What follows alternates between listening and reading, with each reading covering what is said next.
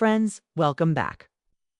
Today we dive into one of the most important stories in Indian geopolitics and global diplomacy, a story that didn't get the big flashy headlines, but one that reveals how the future of power in the Indo-Pacific is being reshaped, quietly but firmly, by India.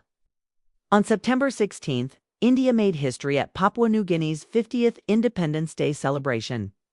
The Indian Navy's INS Kadmatt, a frontline warship, was not just a participant, it was the lead ship in a multinational fleet review. Imagine this: 7 warships from India, Papua New Guinea, Australia, France, and Tonga, all lined up in formation. And right at the front was India's tricolor flying high. Why does this matter? Why should we pay attention to a naval parade thousands of miles away in the Pacific Ocean?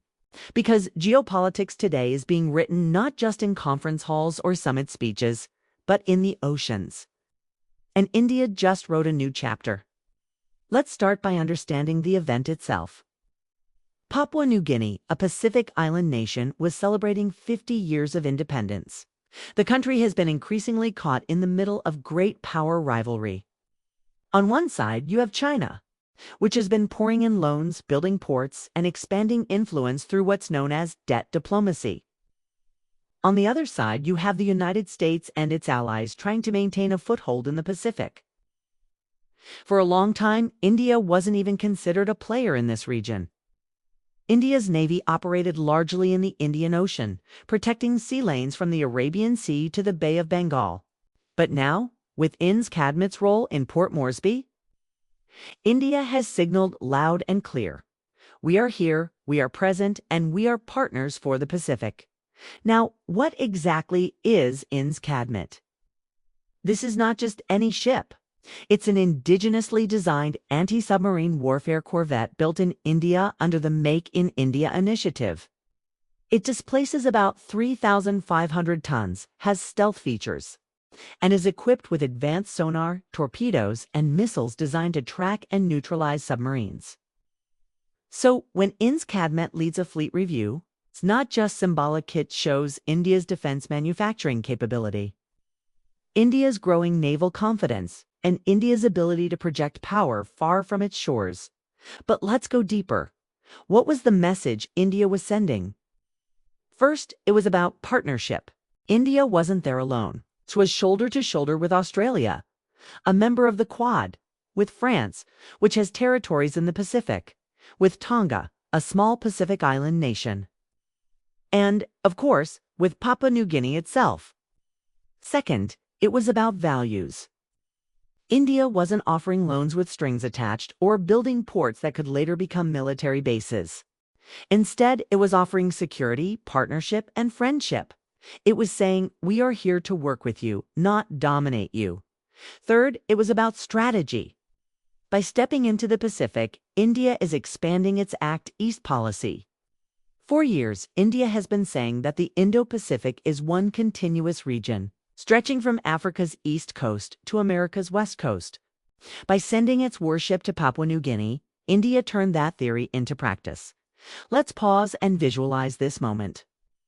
Picture the scene in Port Moresby Harbor. The sun glinting off the blue waters. Thousands of people lining the shore, waving flags. Warships from different countries sailing in perfect formation. And at the front, India's tricolor rising high over INS Kadmatt. This wasn't just a naval parade. It was a geopolitical statement. A statement that India, the world's most populous democracy, is ready to step up as a security partner in regions where stability is fragile. Now, let's explore the geopolitical impact in detail. For Papua New Guinea, India's role meant one thing: choice. Until now, PNG has often been caught between Chinese loans and Western promises. With India in the picture, it gains a new partner, one that brings credibility without coercion. For Australia and France, India's presence was a reassurance. Both countries are wary of China's moves in the Pacific. Australia, in particular, sees India as a natural partner in ensuring stability. France, which still has Pacific territories like New Caledonia and French Polynesia, knows it can't go it alone. India's involvement strengthens their hand. For China, this was a clear message. The Pacific is not your playground. Others are here, and India is among them. And for India itself, it was a huge leap forward. For years, India's challenge was that it was seen as too inward-looking, too focused on South Asia. But this event proves that India can project soft power and hard power far beyond its traditional sphere. Let's not forget the domestic angle. When Indians see INS Kadmatt leading an international fleet, it boosts national pride. It reinforces confidence in India's defense manufacturing, in its navy, in its diplomacy. It shows that the slogan Atmanirbhar Bharat is not just about making cars or phones. It's about building world-class warships that can sail to the Pacific and take the lead. But here's the deeper question. Why now? Why Papua New Guinea? Why was this moment so important? The answer lies in the shifting balance of power in the Indo-Pacific. The United States is distracted by elections and conflicts elsewhere. China is trying to fill the vacuum by deepening ties with small Pacific nations. And India, with its fast-growing economy and strategic partnerships, sees an opportunity to step in. By being present at PNG's Independence Day, India positioned itself as a responsible stakeholder in the Pacific. It wasn't about dominance, it was about presence, about saying, we are here and we care. Let's talk numbers for a moment.